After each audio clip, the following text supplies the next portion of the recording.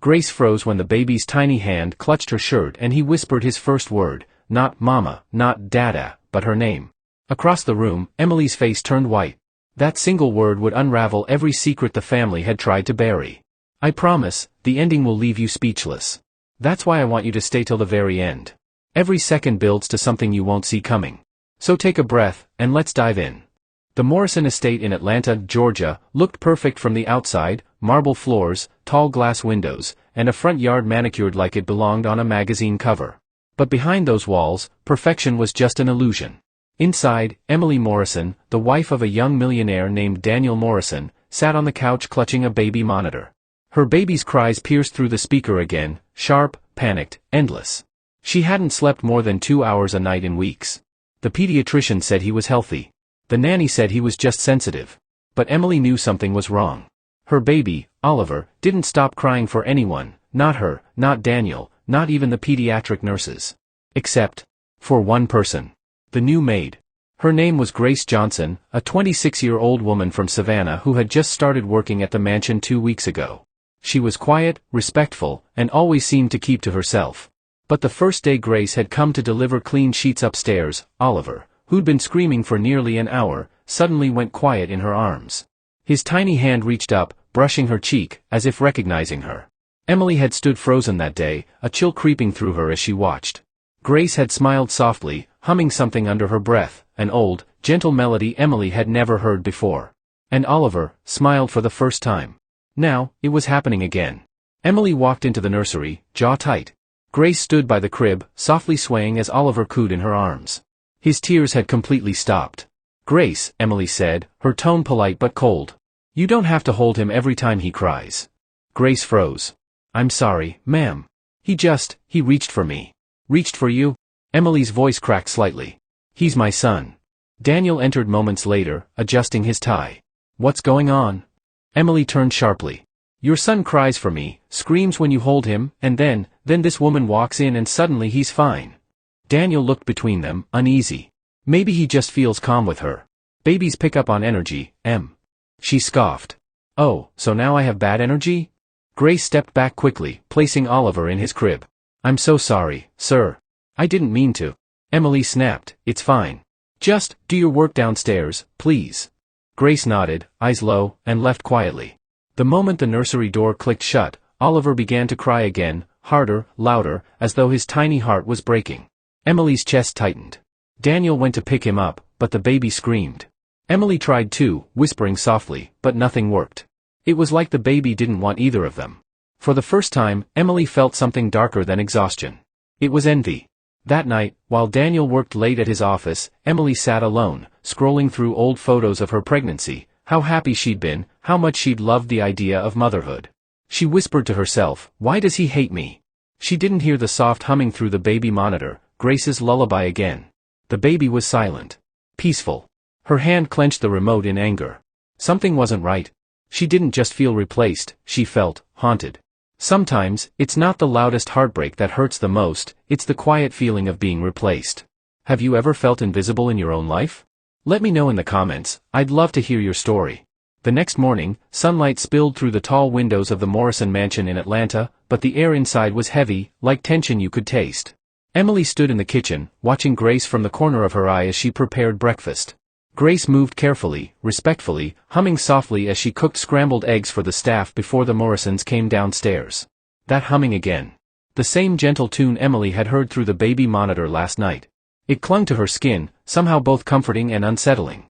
Grace noticed her and froze. "Good morning, ma'am." Emily forced a smile. "Morning. That song you always hum, what is it?" Grace hesitated, her fingers tightening around the spatula. "It's just something my mama used to sing when I was little." Emily nodded slowly, her curiosity sharpening. "It's nice. My son seems to love it." Grace smiled faintly but didn't meet her eyes. "Babies always do. It reminds them of home." That line lingered, reminds them of home. Emily couldn't shake it. That afternoon, while Grace was cleaning upstairs, Emily searched her name online. She found almost nothing, no social media, no family listed. Just a small record of past employment at a hospital in Savannah. Odd. Why would a young woman with nursing experience work as a maid? When Daniel came home that night, Emily confronted him. "We know nothing about her, Daniel. Nothing. Don't you think it's strange? He sighed, setting down his briefcase. She's just a maid. She's kind, she's good with Oliver. Don't turn this into something it's not. Emily's eyes glistened. He cries every time I hold him, and she just looks at him and he smiles. That's not normal. Daniel softened. He's a baby, not a code to be cracked. But Emily couldn't sleep that night. Around 1 a.m., she heard faint crying through the baby monitor, then silence. Again. She tiptoed upstairs, heart racing. When she peeked into the nursery, Grace was there. In her night uniform, sitting beside the crib. The baby's tiny hand was gripping her finger as she softly sang that same lullaby. Emily whispered sharply, "Grace. What are you doing in here?" Grace jumped to her feet, startled. "I heard him crying. I was just." "You don't come in here without permission," Emily snapped, tears welling up. "You don't touch my son." Daniel appeared behind them, rubbing his eyes. "What's happening?" Emily turned to him. "She's sneaking into our nursery at night. Look at her." Grace's voice cracked. "Please, sir, I swear, I just wanted to help." He sounded scared. Daniel frowned. "Grace, go back to your room for now. We'll talk in the morning." Grace's lip quivered. "Yes, sir." She left quietly, her shoulders trembling as she walked down the hall. The silence that followed was unbearable. Emily sat beside the crib, watching her son sleep, and then she noticed something. The baby's hand was still clutching Grace's scarf. A small, worn piece of fabric that must have fallen from her pocket. She reached out to take it, but froze. There was something stitched inside, faded from age. It was a name. Eleanor. And suddenly, a flash of memory struck Emily. Her husband's first child, the baby they lost years ago, before she ever met him. Eleanor Morrison. The name was stitched in his late wife's handwriting, the same way she'd once seen it in an old photo Daniel kept hidden. Her breath caught. What did Grace have to do with that name? The next morning, Emily confronted Daniel. "Who is Grace Johnson really? And why does she have your late daughter's blanket?" Daniel looked stunned. "What? That can't be." But before he could speak again, Oliver started crying from upstairs. Grace was already there, holding him. And for the first time, Daniel saw it too, the way the baby melted into her arms, as if she were someone he already knew. He whispered, "She looks familiar." Emily's stomach twisted. "You see it too?" Daniel turned slowly toward her, his face pale. "Emily, we need to find out who she really is." 2 days later, tension filled the Morrison mansion like a quiet storm. Grace walked on eggshells, sensing the shift in energy. Emily barely spoke to her, and when she did, it was sharp, clipped. Daniel, on the other hand, couldn't stop replaying the scene from the nursery in his head, the baby's instant calm in Grace's arms, that name stitched on the scarf, Eleanor. That morning, as rain fell over Bethesda, Maryland, Daniel retreated to his study and opened an old leather box that had been untouched for years. Inside were keepsakes from his late wife, Caroline, photos, baby clothes, and a half-torn hospital bracelet with faded lettering. It read, "Eleanor Morrison, NICU." He stared at it for a long time. Caroline had died shortly after childbirth, and the baby hadn't survived, or so he'd been told. His pulse quickened. What if? The sound of quiet footsteps pulled him out of his thoughts. It was Grace, holding a tray of tea. She hesitated at the door. "Sir, I'm sorry if I've caused trouble. I don't want to make Mrs. Morrison uncomfortable." Daniel gestured for her to come in. "Grace, sit down." She looked unsure but obeyed. He studied her face. "That blanket you carry, where did you get it?" Grace's eyes darted away. "It's all I have left from my childhood." "Who gave it to you?" She hesitated, clutching the edge of her uniform. "The woman who raised me said it was with me when I was found, at the hospital." Daniel's breath caught. "Found? You mean, you were abandoned?" Grace nodded faintly. "She said I was just a few weeks old. She worked as a nurse at a children's home in Savannah. I never knew my birth parents." Daniel stared at her, his mind racing. Savannah, the hospital, the timeline. Everything lined up too perfectly to ignore. He reached into the box, pulled out an old photograph, and handed it to her. "Do you recognize anyone in this picture?" Grace leaned closer. It was a photo of Caroline holding a newborn, the baby's face slightly turned toward the camera. Grace's breath hitched. That's the same blanket." Daniel's hand trembled. "Grace, what's your full date of birth?" She told him, and his world stopped. It matched exactly the day Caroline had given birth to Eleanor. Daniel stood up abruptly, pacing.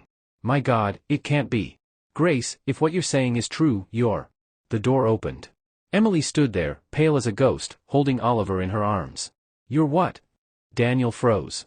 "Emily, listen." She looked between them, eyes blazing. Are you seriously sitting here playing detective with the maid? What's next, Daniel? Are you going to say she's family? Grace's face flushed with confusion and fear.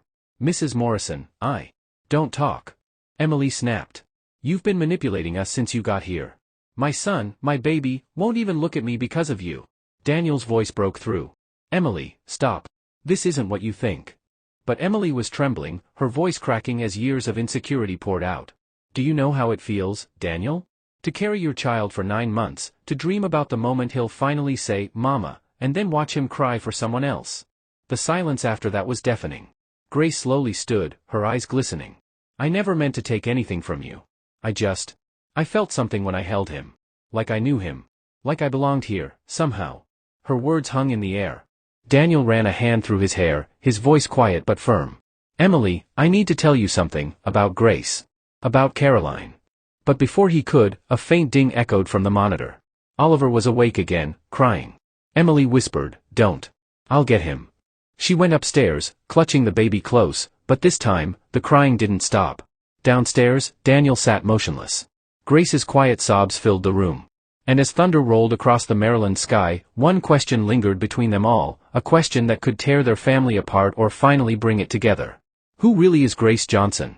Rain pounded against the windows of the Morrison estate that night like it was trying to wash away the tension inside. Emily sat alone in Oliver's nursery, her reflection pale in the glass. The baby was finally asleep, but her thoughts weren't. She couldn't stop replaying Daniel's tone when he spoke to Grace. That soft, gentle tone he hadn't used in years. She felt humiliated, jealous, but also uneasy.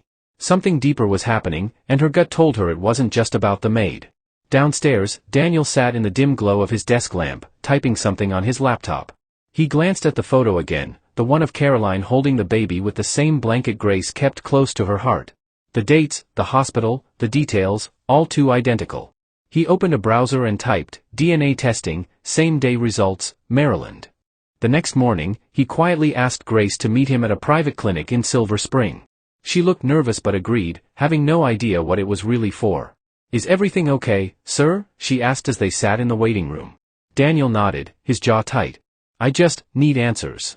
They each gave a simple cheek swab, and the technician smiled politely.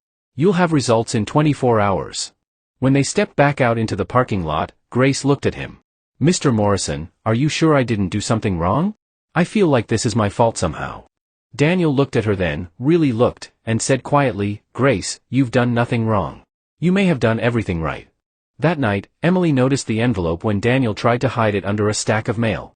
What's this? She asked sharply. Emily, don't. She tore it open before he could stop her. Her eyes darted across the paper, and then froze. DNA match, 99.9%. Grace Johnson, biological daughter of Daniel Morrison and the late Caroline Morrison. The room spun. Emily dropped the paper, trembling. You have a daughter? Daniel's voice cracked. I didn't know. Caroline gave birth in Savannah after complications. The doctors told me the baby didn't survive. But somehow Grace was taken. She grew up not knowing who she was. Emily backed away, her breath shallow. So that's why your son won't stop crying for her. Daniel swallowed hard. Because she's not just a maid, Emily. She's family. My daughter. Upstairs, a faint wail broke through the silence. Grace appeared in the doorway, eyes wide, sensing the storm in the air. What's going on? Emily turned to her, tears streaking her face, voice shaking with anger and disbelief. You knew, didn't you? You knew. Grace shook her head, terrified. No, I swear I didn't. I never. Daniel stepped forward. She's telling the truth, Emily. She didn't know. None of us did. Emily stood frozen for a long time, her hands trembling. You've been lying to me, Daniel.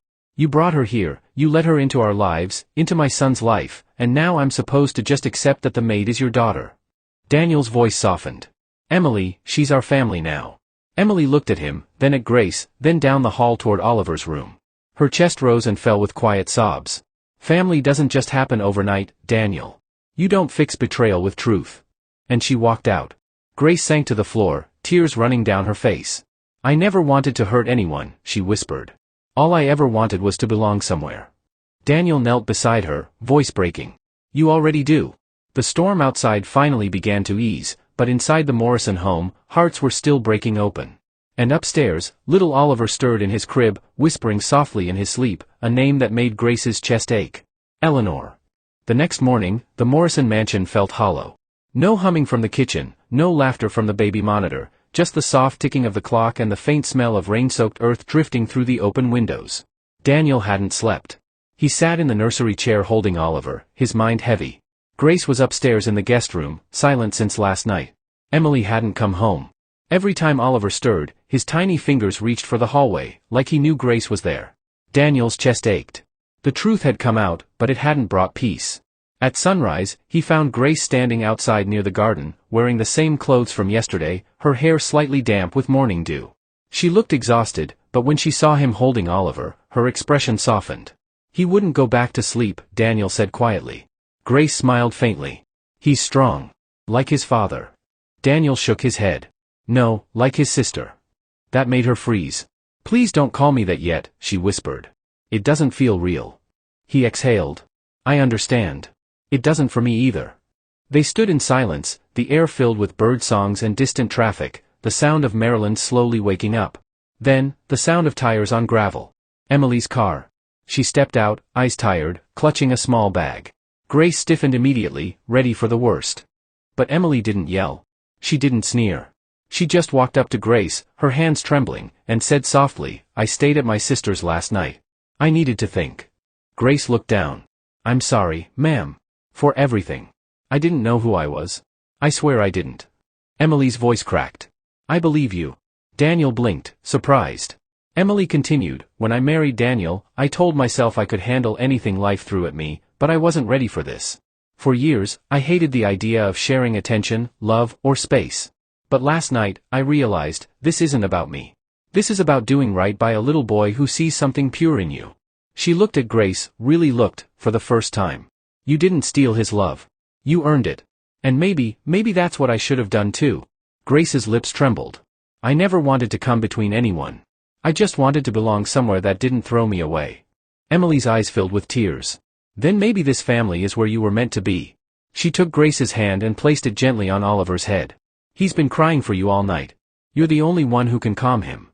Grace's voice broke as she whispered, Hey, little man.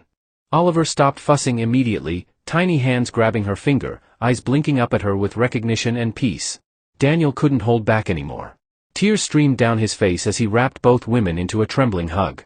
I lost one family years ago, he said, voice rough. I'm not losing another. For the first time in years, the house didn't feel like a museum. It felt alive. 3 weeks later.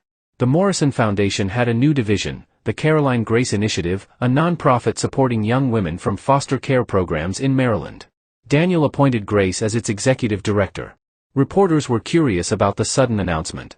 Mr. Morrison, is it true the director is your daughter? One journalist asked. Daniel smiled. She's more than that. She's the heart that brought our family back to life. Behind him, Grace stood in a cream dress, beaming shyly, while Emily held Oliver, the baby gurgling happily in her arms.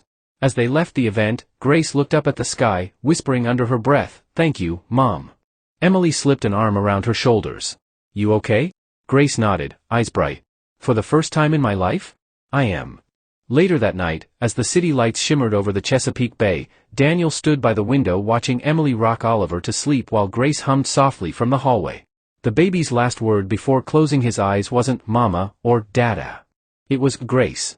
And for once, nobody cried. Nobody argued. Everyone simply smiled, because sometimes, family isn't the one you're born into. It's the one that's brave enough to love you anyway. Thanks for watching to the very end. If this story touched something in you, if you've ever lost someone only to find love in an unexpected place, don't just scroll away. Stories like this remind us that family is chosen every day. Stay with us for more stories that heal, surprise, and make you feel.